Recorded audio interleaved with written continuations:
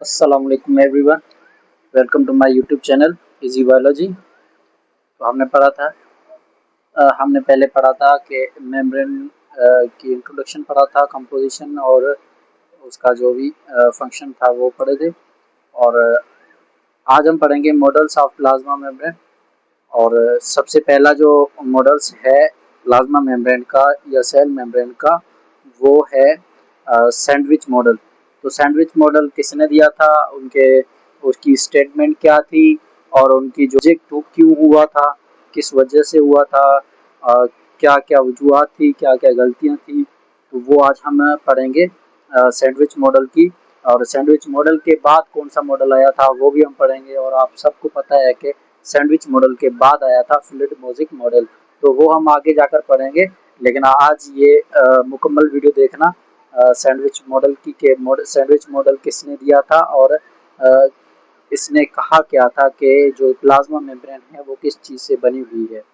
तो चलिए शुरू करते हैं। A sandwich model. The sandwich model was an early model proposed by James Donnelly and Hugh Davison in 1935. James Donnelly and Hugh Davison ने 1935 ईस्वी में ये प्रपोज किया था। और ये सबसे पहला जो मॉडल था प्लाज्मा मेम्ब्रेन का, वो सबसे पहला मेम्ब्रेन मॉडल सैंडविच मॉडल था। To explain the structure of the plasma membrane, के जो स्ट्रक्चर थी प्लाज्मा मेम्ब्रेन की वो किसने सबसे पहले एक्सप्लेन की थी, वो की थी सैंडविच मॉडल ने। इसकी डेफिनेशन क्या है? The sandwich model states that, के इसकी स्टेटमेंट क्या है सैंडविच मॉडल की? The plasma membrane consist of a phospholipid bilayer sandwiched between two continuous layers of proteins के। तो जो कंटिन्यूअस प्रोटीन की लेयर है उनके बीच में सैंडविच फास्फोलिपिड है। प्लाज्मा मेम्ब्रेन के अंदर क्या है कि दो कंटिन्यूअस प्रोटीन की लेयर हैं, उनके बीच में सैंडविचड फास्फोलिपिड बाइलेयर मौजूद है। ये इसकी स्टेटमेंट थी सैंडविच मॉडल की। इसकी डेफिनेशन थी और इसकी स्ट्रक्चर क्या थी ये हम अभी देखेंगे कि स्ट्रक्चर क्या है सैंडविच मॉडल की। The membrane has three layers. कितनी लेयर थी? दो लेयर थी। जो कंटिन्यूअस लेयर थी प्रोटीन की, सबसे पहले आउटर जो सरफेस है उस पे कौन सी लेयर थी? वो थी प्रोटीन लेयर। और उसके बीच में कौन सी थी? उसके बीच में थी फास्फोलिपिड बाइलेयर, जिसे हम मिडिल लेयर कहते हैं। और उसके बाद थी प्रोटीन लेयर इनर सरफेस, यानी आउटर और इनर सरफेस पे क्या थी? प्रोटीन लेयर थी। और बिटवीन टू प्रोटीन, उन दोनों के बीच में क्या थी कि phospholipid bilayer. According to this model, the middle layer is made up of phospholipid bilayer. कि जो इनकी जो मिडिल लेयर है वो किस चीज की बनी हुई है? वो बनी हुई है फास्फोलिपिड बाइलेयर की। The phospholipid hydrophilic head face outward, के जो फास्फोलिपिड हाइड्रोफिलिक का जो हेड है वो किस तरफ है? वो है outward. And the hydrophobic tail face inward to each other, के उनके जो हाइड्रोफोबिक टेल हैं वो इनवर्ड हैं एक दूसरे के। ठीक है। और हाइड्रोफिलिक क्या है? वो है आउट। हाइड्रोफोबिक टेल की जो फेस है वो क्या इनवर्ड है और वो एक दूसरे के टुवर्ड है। ठीक है। A continuous protein layer covers both the outer and inner surface of the lipid bilayer, यानी कि जो इनका जो इनर सरफेस और आउटर सरफेस है लिपिड बाइलेयर का, वो किस चीज से कवर है? वो कवर है प्रोटीन की लेयर से, जो कंटिन्यूअस उन्हें कवर करती है आउटर एंड इनर सरफेस को। जो लिपिड बाइलेयर की है तो उसको कौन कवर करता है? वो करता है प्रोटीन की layer, outer and inner surface of the lipid bilayer. अभी इनके जो मेन फीचर्स थे क्या क्या थे? proposed by the Davison and Donnelly 1935 and also known as the protein lipid protein PLP model। इसे PLP मॉडल भी कहा जाता है, protein lipid protein model. The membrane was believed to have a uniform thickness, के जो membrane है उसकी क्या है, वो थिकनेस है, वो यूनिफॉर्म है, एक जैसी है।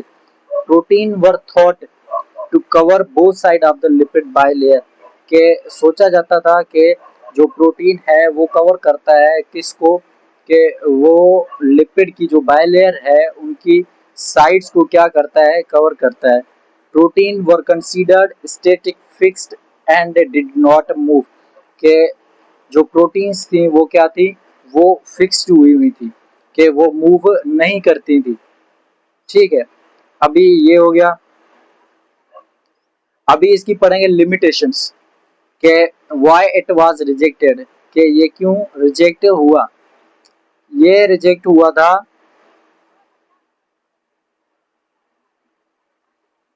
The sandwich model was rejected because later research showed that proteins do not form a continuous outer and inner layers, के जो सैंडविच मॉडल है वो रिजेक्ट क्यों हुआ था, क्योंकि नई रिसर्च के मुताबिक प्रोटीन जो है वो कंटिन्यूस आउटर और इनर मेम्ब्रेन की लेयर है वो नहीं बनाता। ठीक है, और many proteins are embedded within the phospholipid bilayer, के बहुत सी जो प्रोटीन्स है वो एम्बेडेड हुई होती हैं फास्फोलिपिड के बाइलेयर के अंदर। ठीक है, and membrane proteins can move laterally, जो मेम्ब्रेन की प्रोटीन्स हैं वो लेटरली क्या करती रहती हैं, मूव करती रहती हैं। लेकिन सैंडविच मॉडल ने क्या कहा कि ये फिक्स्ड होती हैं, और जो आगे जो दरियाफ्त हुई थी, डिस्कवर हुई थी, जिसकी वजह से जो फ्लूइड मोज़ेक मॉडल आया, उसने क्या कहा वो भी हम पढ़ेंगे।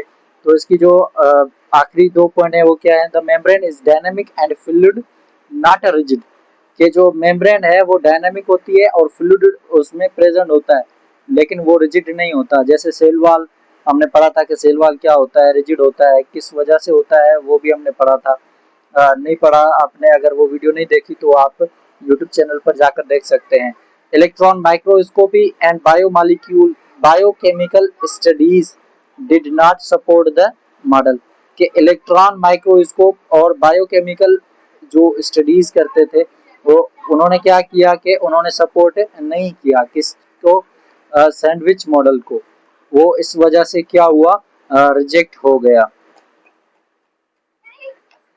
इसकी रिप्लेसमेंट किस मॉडल से हुई, the sandwich model was replaced by the fluid mosaic model proposed by Singer and Nicholson in 1972, which is the currently accepted model of the plasma membrane, के जो करंटली एक्सेप्टेड किया गया है वो कौन सा जो मॉडल है वो है फ्लूइड मोज़ेक मॉडल। आज के लिए इतना ही काफ़ी है। तो अगली वीडियो में हम पढ़ेंगे फ्लूइड मोज़ेक मॉडल, उसकी डेफिनेशन, उसके जो स्ट्रक्चर्स है और जो भी आगे जो चीज़ें हैं वो हम पढ़ेंगे। अभी इतना ही काफ़ी है, और जिसको समझ में नहीं आया वो कमेंट में पूछ ले, और मेरे जो यूट्यूब चैनल है उसको आप सब्सक्राइब करते हैं तो ये जो नोट्स हैं आपको ये फ्री ऑफ कॉस्ट मिलेंगी इंशाल्लाह। तो प्लीज़ सब्सक्राइब करें, और जो वीडियोस हैं उनको शेयर करें, लाइक करें, चैनल को सब्सक्राइब करें। थैंक यू एंड जज़ाकल्लाह।